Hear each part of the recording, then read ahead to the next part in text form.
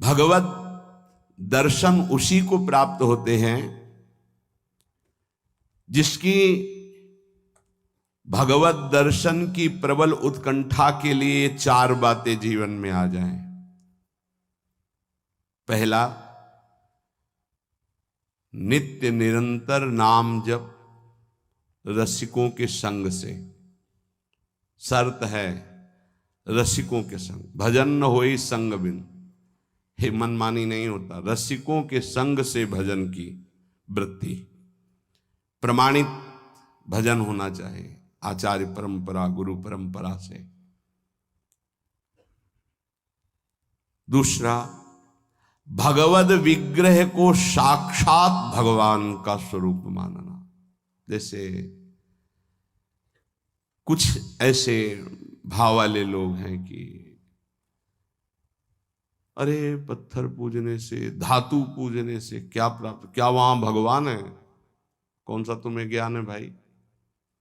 कौन सा ज्ञान है? जब सर्वम खलमिदम ब्रह्म, तो ये तो अवतार है भगवान का, अर्चा अवतार।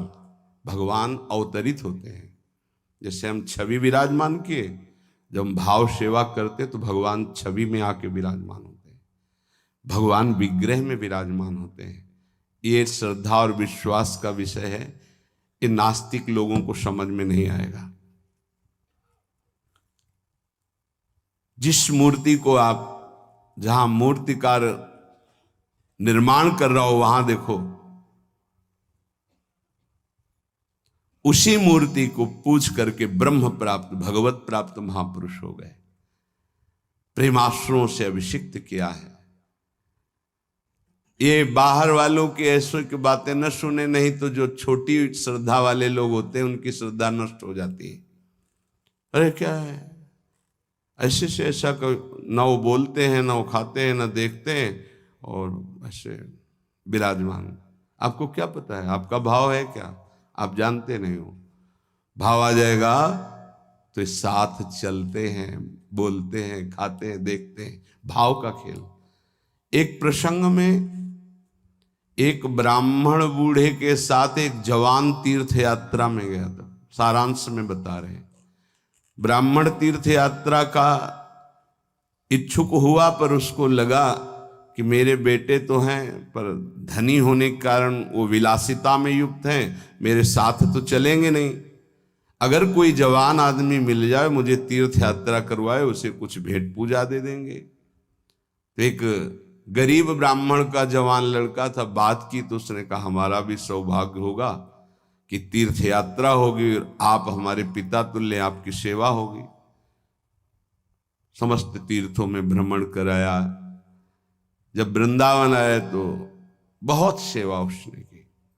उसका मन बहुत प्रसन्न हो गया। धनी का वृद्ध था तो गोपाल जी के दर्शन कर रहा था। उसने कहा वृंदावन को साक्षी करके, गोपाल जी महाराज सामने हैं, मैं बहुत प्रसन्न हुआ तुम्हारे ऊपर, तुमने इतनी सेवा की। एक बेटी ब्याह योग्य है, मैं तुम्हें ब्याह करवा दूंगा अपनी बेटी से। तो कहा देखो हमने तो नहीं कहा, तुमने कहा है ना, इस बात को ध्यान रखना, वहां जाके भूल मत जाना। ऐसा ही हुआ। सारांश में बताया। वो जब गांव पहुंचा तो वृद्ध की हिम्मत नहीं हुई अपने धनी बेटों से कह दे कि बहन का ब्याह उस गरीब के साथ कर दो। काफी दिन हो गए, कोई चर्चा नहीं, तो ब्याह की बात थी। उस गरीब ब्राह्मण ने जाके कहा बूढ़े ब्राह्मण से कि आपने कहा था भगवान के सामने कि अपनी बेटी का ब्याह तुम्हारे साथ कर देंगे। तो जवान बेटों के भय से उसने कहा मुझे याद नहीं ऐसा कुछ। भाई याद नहीं? तुमने भगवान के सामने कहा था। और कह रहे हो याद नहीं? तो बेटों ने कहा कि चलो भागो यहां से। भगवान के सामने का बुलाओ, भगवान को अगर साक्षी दे देंगे तो हम बहन का ब्याह कर देंगे। बोले पक्का? तो उनको पता था कि मूर्ति कोई बोलती थोड़ी, चलती थोड़ी। तो उनका हाँ पक्का। बोले पंचों के बीच में बोल दो। पहले गांव में पंचायत होती थी पिंड छुटाने के लिए कि अतरे दिन ये परेशान करेगा। तो उन्होंने कहा पंचों के सामने यदि ठाकुर जी आके गवाही दे दे तो ब्याह करवा देंगे। ओ गरीब आदमी जो कुछ था बेचा फिर वृंदावन आया, ठाकुर जी गोपाल जी से कहा कि महाराज आपके सामने हमारे ब्याह की बात कही थी इस वृद्ध ब्राह्मण ने, आपको गवाही देना पड़ेगा तब हमारा ब्याह होगा। हाँ, कौन सुने। समय हुआ, ठाकुर जी का शयन भोग लगा, पट बंद हो गए, वो बैठे ही रहे बाहर। वाह गोपाल जी महाराज, आप जब बोलोगे तभी हमारा ब्याह होगा और हम तभी यहां से जाएंगे जब आपको साक्षी दे। सब चले गए थे वो अकेले, उसको विश्वास था भगवान है। अंदर से आवाज आई, मूर्ति कहीं चलती है क्या कि चलकर साक्षी दे। बोले महाराज मूर्ति बोलती थोड़ी है, आपने बोला ना तो आओ निकल के बाहर। अब उनके लिए कोई पर्दा है क्या? ललित त्रिभंगी वैसे। बोले देखो यार, अब तुम्हारे प्रेम के कारण हम बाहर तो निकल आए, तुम उसको यहीं बुला दो, हम यहीं साक्षी। बोले महाराज वो नहीं आएगा, हमारा ब्याह रुक जाएगा, आपको चलना पड़ेगा। बोले चल तो देंगे, लेकिन देखो हम वृंदावन के ठाकुर हैं, हमको तो अच्छा अच्छा माखन मिश्री और सब भगवान ने बहानेबाजी। बोले महाराज हमें पता था कि आप भोगराग के लिए कहोगे, तो हमारे पास जो संपत्ति थी बेच के आए, खूब खवाते पियाते चलेंगे महाराज। बोले चलो अच्छा, देखो दृढ़ विश्वास। बोले महाराज हम जानेंगे कैसे कि आप आ रहे हो? बोले मेरे नूपुरों की ध्वनि सुनाई देगी, और देखो लौट कर जहां देख लोगे उससे आगे फिर हम नहीं जाएंगे। ठीक है महाराज, जब भोग लगाने का समय आएगा तो हम बोल देंगे, तब तुम हमारा भोग लगाना, और जब हम चलेंगे तो लौट कर पीछे नहीं देखोगे। ठीक है महाराज। अपने प्रांत पहुंचे, उड़ीसा प्रांत। गांव जब नजदीक रह गया तो सोचा मुड़ के तो देखे, केवल पायले धुनी है, ठाकुर जी भी है। मुड़ के देखा तो श्याम घन साक्षात प्रभु। प्रभु ने कहा देखो तुमने वादा तोड़ दिया, अब हम यहां से नहीं जाएंगे। बोले महाराज अब तो कोई बात नहीं। गांव में दौड़ के गया, गोपाल जी आए, प्रभु आए साक्षी देने के लिए मेरे ब्याह के लिए। पूरा नगर दौड़ पड़ा, पंचायत के सब ने देखा प्रभु विराजमान। अब किसी की हिम्मत थोड़ी थी कि पूछ ले, जबरदस्ती उस बुढ़े से कहा ब्याह करो भगवान वृंदावन से साक्षी। आज भी साक्षी गोपाल के रूप में भगवान विराजमान। क्या हुआ? जिसे तुम मूर्ति समझते वो चल के उड़ीसा तक गए और गवाही दी। विट्ठल भगवान बातचीत करते थे तुकाराम जी से, नामदेव जी से, इन बड़े बड़े संतों से। हरिवंश महाप्रभु, सेवक जी महाराज, बनचंद महाप्रभु तक बातचीत करते थे राधा वल्लभ लाल जी। प्रगट में एक बार मोहन चंद जो महाराज महाप्रभु के सबसे छोटे लाडले पुत्र थे, महाप्रभु राधा वल्लभ जी की सेवा परिचर्या में थे, तो एक पात्र कटोरा था राधा वल्लभ जी की सेवा का, उसमें चरण छू गया श्री मोहन चंद जू का। महाप्रभु ने एक शपथ मारी, प्रभु के पात्रों को ऐसे। राधा वल्लभ जी के जब पत्रावली कर रहे थे तो कपोल में अंगुली बनी, तो उनका जय जय आप। तो बोले मोहन चंद के रूप में मैं ही तो अब खेल रहा हूं अपने पात्र, तुमने वहां मारा मुझे देखो लगा। महाप्रभु ने कहा क्षमा कीजिए प्रभु, ऐसी तन्मयता मोहन चंद जू की आप में है ये मुझे पता नहीं था। ऐसा महाप्रभु से बात, स्वामी जी से, बिहारी देव जी से बिहारी जो बात करते थे, आज भी महापुरुषों से प्रभु बात कर। ये केवल मूर्ति छवि का विषय नहीं होता। ये अज्ञानी जीव जो हैं ये केवल तर्क विवाद में फंसे रहते। श्रद्धा में तर्क विवाद नहीं होता। ये तर्क विवाद जहां होने लगे, ऐसी कोई वार्ता होने लगे, श्रद्धालु उपासक को बिल्कुल हट जाना चाहिए। भगवत दर्शन किसको प्राप्त होते हैं? पहला, जो रसिक महापुरुषों के गुरुदेव के अनुसार भजन करता, नाम जप, मंत्र जप।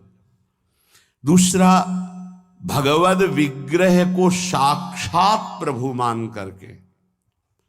कहो सो कहां जहां प्रभु नहीं, जब सर्वत्र प्रभु है तब तो हमने प्रभु का श्री विग्रह, अर्चा विग्रह, ये अर्चा अवतार है भगवान का, इनको विराजमान किया, साक्षात मेरे प्रभु हैं। ये बाहरी दर्शन है।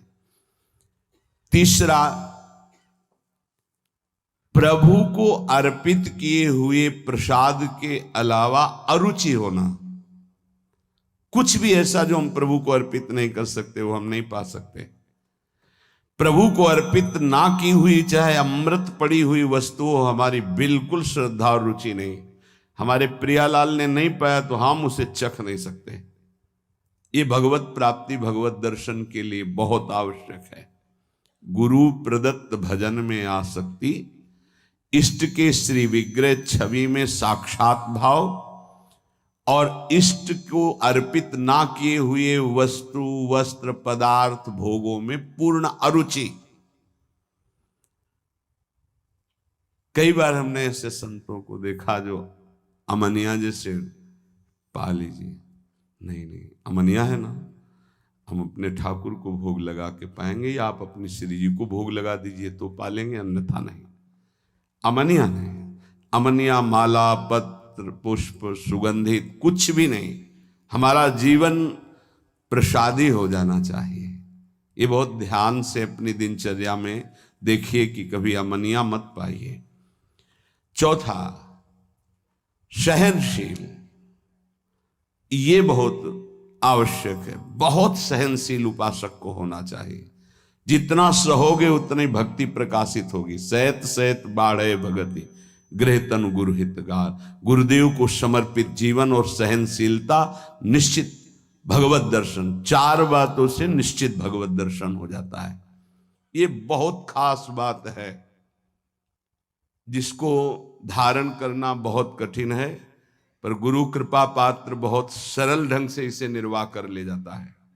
क्या? किसी से मतलब नहीं। इस मार्ग के उपासक किसी से मतलब नहीं। पहले तो कहा पीछे वाले में कि जो विषयी पुरुषों का समूह है उनके संग से भयभीत रहे, कभी संग न करे। अब आगे वाले में महान संगा नाम किसका ये स्वरूप होता है? बोले जो वह तो महताम श्री पद रज, महापुरुषों की चरण रज से जिसका शरीर अभिषिक्त है और माथे पे जिसकी चरण रज विराजमान है, गुरुजनों की, संतों की, रसिकों की, वो महान संगानाम सहज मधुरात्म प्रिय कथा। वो निसंग ही नहीं, महान निसंगानाम, जागृत स्वप्न सुषुप्ति, कभी भी कहीं भी उसका किसी से संबंध नहीं है, शरीर से भी नहीं। क्योंकि महान संगानाम तभी हो सकता है, शरीर से भी नहीं।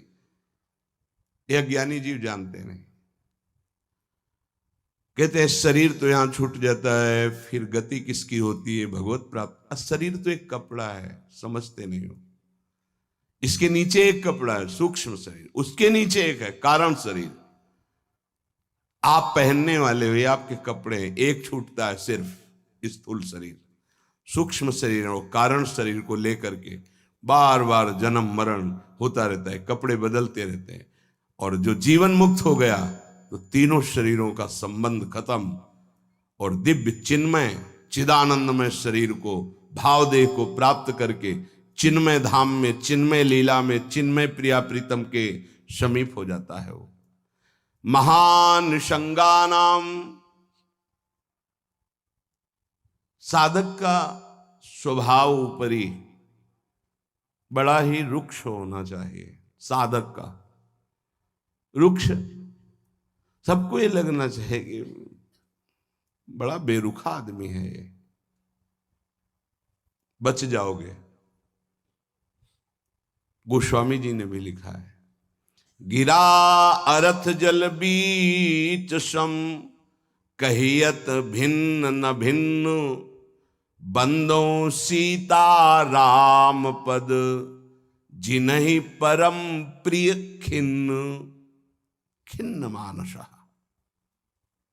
किसी से कोई संबंध नहीं। कोई बात करे तो उदासीन होकर बात करे, उसको रस ना मिल पावे। उसको प्रियता समझ में ना पावे। साधक की बात कह रहा हूं, आगे चल के तो सब जीवन शुभ प्रीति रीति निभात आपनी, वो स्थिति आ जाती है। पर साधक को चाहिए वो अपना बाहरी स्वभाव उदासीन रखे, खिन्न रखे। ये हर समय भौं चढ़ा के बात करते हैं, इनका तो कोई प्रेमवादी से लगना चाहिए। मुस्कुरा करके बात करना, ये आगे चलकर आता है। हंसी बोले बहुमान दे, बहुमान किसको दे रहा? आराध्य देव को। वो हंस किससे रहा? आराध्य देव से। साधक की हर समय स्थिति ऐसी नहीं होती, इसलिए उदासीन अति रही गोसाई। पूज्य श्री गोस्वामी जी महाराज कहते हैं साधक को उदासीन रहना चाहिए, बाहर से गंभीर, हंसी मजाक बातचीत गंभीर। सत्य बात तुम्हें बता दी, स्वीकार करो ना स्वीकार करो, आगे चलती है। उदासीनता, गंभीरता, खिन्नता ये साधक के स्वभाव में होनी चाहिए। बहुत मिलनुआ स्वभाव, हंसकर बात करना, ये आगे चलकर, अभी नहीं। उसको दबाओ उस वृत्ति को। बगल से कोई निकल गया, आपको राधे श्याम कहने की स्मृति उससे नहीं आनी चाहिए। कौन निकला आपको पता नहीं। दर्शन कर रहे हैं, कभी कभी यह भी पता नहीं चलता कि प्रभु पोशाक कौन धारण किए। अगर नेत्र में नेत्र मिले तो 1 घंटा दर्शन हुआ तो केवल नेत्रों का ही दर्शन हुआ। पत्रावली कपोल में कैसी बनी ये भी याद नहीं रहा। ऐसी होती एकाग्रता। सत्संग सुनने गए तो सिर्फ वक्ता की मुखाकृति और वचन, आप बैठे आसपास आपके कौन बैठा आपको कोई परिचय नहीं। ऐसी महानिसंगता उपासक को चाहिए। ये कब आती है? जैसे जड़ भरत जी रहुगण को कहा कि महापुरुषों की चरण रज से अभिषिक्त होने पर ही ये ब्रह्मबोध होता है। प्रहलाद जी ने कहा निष्किंचना नाम न वृणीत यावत, जब तक निष्किंचन महापुरुषों की चरण रज नहीं लगेगी तब तक ऐसी निष्ठा नहीं होती जैसी मेरी है। शिरो में शोल्लासम वहत महताम सी पद रजा, ये महत पद रज कहां मिलेगी? हर कण वृंदावन का ये महापुरुषों की चरण रज, प्रियाजू की चरण रज महापुरुषों के आंसुओं से भींगा हुआ है। जहां की भी रज मिले उसे अपने धरोहर के रूप में, संपत्ति के रूप में, जैसे बहुत बड़ी क्या धरोहर है ये, प्रिया प्रीतम की संपत्ति, प्रेम संपत्ति प्रदान करने वाली। इसे आप लगाओगे तो आप सुरक्षित हो जाओगे। ये कवच है। कई बार शास्त्रों बारे चर्चा हुई है, पर बड़े भाग्यशाली साधक उपासक उपासिका होंगी जो इस बात को स्वीकार किए हैं कि रोज स्नान के बाद शरीर में रज लगाते हैं। ना करते हो तो फिर सुन लो, तुम्हारे हृदय को ये विकार तब तक जलाएंगे जब तक प्रेम रस के योग्य नहीं हो जाएगा। उस जलन को सहने के लिए ये सद्यो वशीकरण चूर्ण मनंत शक्तिम तम राधिका चरण रेणु मनुष्मरामी, ये श्री जी की चरण रज है जो आपको संभालेगी, कवच का काम करेगी। आपके शरीर में चरण रज लगी रहनी चाहिए।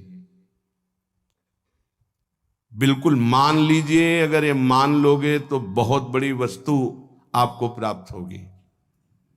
शरीर में वृंदावन की रज लगी है, शरीर छूट जाए तो भगवत प्राप्ति हो जाएगी। मान लीजिए, बहुत बड़ी बात है। धन्य है वो उपासक जो रजोपसेवी है, रज लगाते हैं। एक ब्रजवासी आए, उन्होंने प्रश्न किया कि आपके जुगल उपासना में तो काली बिंदी लगती है, आप क्यों नहीं लगाते हैं? श्री कहते हैं उसे, काली बिंदी और सिंदूर की बिंदी। पूज्य श्री सदगुरुदेव भगवान ने आदेश किया, त्रिपुंड लगाते थे जो शरणागति का, कि हम आचार्य आज्ञा से चलते हैं। आचार्य ने पत्र में लिखा था, वृंदावन रजोपसेवी जोरी सुमिरन बाचनो, वृंदावन नित्य विहार चंदन लेनो। तो रजोपसेवी जोरी है तो रज का तिलक है, और बिहार चंदन जो प्रसादी है वो ये लगा है। बस वो कोई वृंदावन की वस्तु नहीं है जो काली टिक्की है। ये वृंदावन की रज और वृंदावनेश्वरी का प्रसादी चंदन, इसके सिवा तो ब्रह्मा जी भी आकर कहें तो हमारी समझ में नहीं आएगा, क्योंकि गुरु के वाक्य के आगे किसी का नहीं। वृंदावन रजरानी, वृंदावन वृंदावनेश्वरी, इनमें हमारी अनन्य आसक्ति हो जाए। जो लगाते हैं उनको प्रणाम है, पर हमारी गुरु आज्ञा है। आचार्य श्री हितजू महाराज, वृंदावन रजोप सेवी हरिवंश जोरी सुमिरन बाचनो, वृंदावन नित्य विहार चंदन लेनो, आज्ञा है, उसी का पालन है। अगर महापुरुषों की चरण रज लग रही है तो महानिशंगा नाम मान लीजिए। बार बार इसलिए कह रहे मान लीजिए, आप में सामर्थ्य नहीं कि आप असंग हो सके। महानिशंगा नाम तो बहुत बड़ी बात है, वो कहीं आ सकता नहीं, न स्वभाव में, न सूक्ष्म शरीर में, न स्थूल शरीर में, और न बाहरी व्यवहार में। वो अपने स्वरूप में स्थित महापुरुष है, वही महानिशंगा नाम होता है। फिर क्या बोले? सहज मधुरात्म प्रिय कथा, अपनी प्यारी जी और प्यारे जी की कथा सुनते ही उसकी दशा बदल जाती है। प्रसंगानाम प्रेमोत्पुलक गलदस्रा कुलगिराम, अश्रु प्रवाह हो रहा है, पुलकित तन हो रहा है, गदगद कंठ हो रहा है। ये सहज मधुरात्म, सहज मधुर रस प्रदान करने वाली प्रीतम की चर्चा सुनते ही, पद गाते ही दशा बदल गई। कैसे हुआ? बोले महापुरुषों की चरण रज का प्रभाव। अपारे श्री वृंदावन रस महाब्धो विहरताम, इस महाप्रेम रस के अपार समुद्र में विहरण करने वाली, जो जुगल जोरी विहार करने वाली श्री श्यामा श्याम है, इनके प्रेम में जो उल्लसित है, उनकी चरण रज सदैव मेरे माथे पे लगी रहे। तो सदा राधा कृष्ण प्रणय पुलकासुद गम भृतहा, राधा नाम सुनते ही रोमांच हो गया, अश्रु प्रवाह होने लगा। श्यामा श्याम की बात सुनते ही, पद सुनते ही पुलक, पुलकावली, अश्रु बहने लगे और देह कंपायमान होने लगी। ये बड़े भाग्यशाली, इसमें जानबूझकर नाटक न करे, स्वाभाविक आ जाएगा। नाम जप करो, रस सिंधु वृंदावन की रज लगाओ और रहनी से रहो तो स्थिति आ जाएगी। एकांत में चिल्ला चिल्ला के रोने का मन होता है। जैसे डकार आती है ना, तो उसको निकलना ही पड़ेगा। ऐसे रोना आता है स्वाभाविक। क्यों रोना आता है? कुछ चाहिए, कोई दुख, कोई विपत्ति? नहीं, स्वाभाविक वो एक प्रक्रिया है उस प्रेम की। रोना आता है, हल्का हो गया, रोया, थोड़ा शांति मिली। अगर रोएगा नहीं तो रह नहीं सकता, उसकी दिनचर्या है रोना। कभी भी कहीं भी भाव आ जाएगा।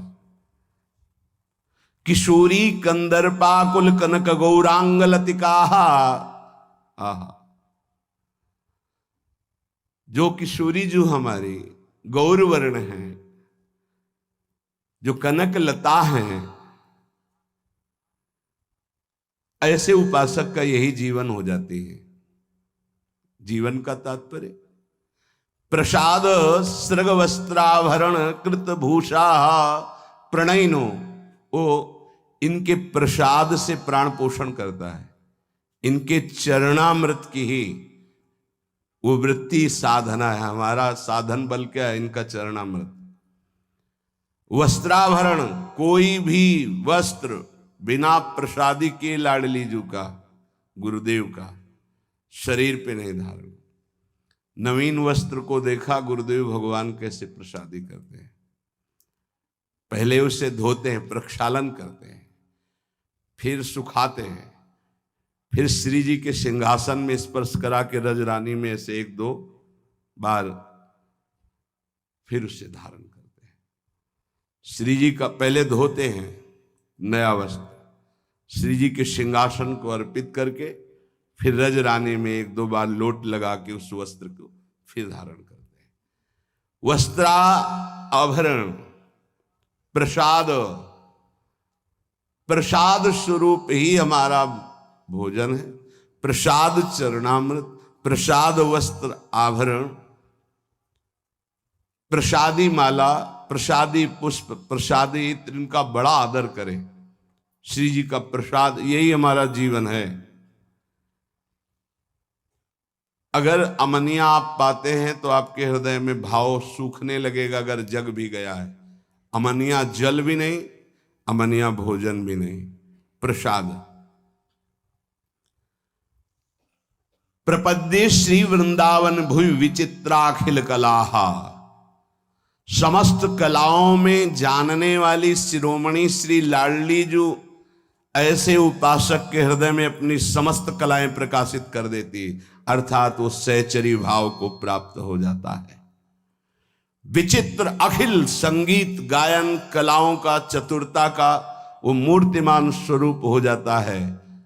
ऐसे में वृंदावन की भूमि में उन प्रेमी जनों का आश्रय लेता हूं जो ऐसे जिनका जीवन हो गया है महानिशंगा नाम, किसी से संपर्क नहीं, और श्री जी के प्रति किशोरी कंदर्पाकुल कनक गौरांग लतिका, जो गौरांगी श्री प्रिया जो हैं, लाडली जो हैं, जो श्याम तमाल की कनक बेल की तरह विराजमान हैं, ऐसी श्री स्वामिनी जी के प्रसादी से ही जिसका जीवन यापन होता है। ऐसे मैं रसिकों को इस वृंदावन भूमि में माथा रखकर प्रणाम करके उनकी चरण धूलि माथे पे धारण करता और उनका संग करने की अभिलाषा करता हूं। ये भगवान की विशेष कृपा है कि हमें ऐसे महापुरुष रहनी बता रहे हैं। अगर प्रसाद का आप महत्व धारण करना प्रारंभ कर दिए हैं तो बहुत जल्दी प्रेम जागृत होगा। प्रसाद पर प्रसाद बुद्धि रखिए, राग द्वेष उस पर न रखिए। ये पदार्थ नहीं पाना है, ये पदार्थ अनुकूल है। प्रसाद में प्रसाद बुद्धि रखिए, न फल बुद्धि, न अन्न बुद्धि, न भोजन बुद्धि, न स्वाद बुद्धि, प्रसाद बुद्धि रखिए। प्रसादी वस्त्र को प्राणों से भी अधिक प्रिय मानिए। प्रसादी माला पुष्प मिले तो हृदय में आह्लाद होना चाहिए। सीधे मेरे प्रभु ने प्रसन्न होकर मुझे प्रदान किया है, दे कोई भी, लेकिन मेरी प्रियाजू ने मुझे प्रदान किया, एकदम आह्लाद, वही आपको प्रेम भाव में ले जाएगा। प्रसाद में भगवत बुद्धि बहुत ही पवित्र हृदय में होती, नहीं तो प्राय नहीं होते। प्रसाद देखते ही अच्छा श्री जी का प्रसाद, ओह वाह, पुलकावली हो जाना। महाप्रभु चैतन्य देव को जब वृंदावन से कोई भी प्रेमी जन जाते, गुंजा की माला, टेटी का अचार, ऐसी वस्तुएं बार बार उनको हृदय से लगाकर अश्रु प्रवाह करते। श्री कृष्ण ने कितना प्यार किया, मुझे प्रसादी भेजी। वृंदावन की रज, वृंदावन का कुछ भी, महाप्रभु पुलकित हो जाते।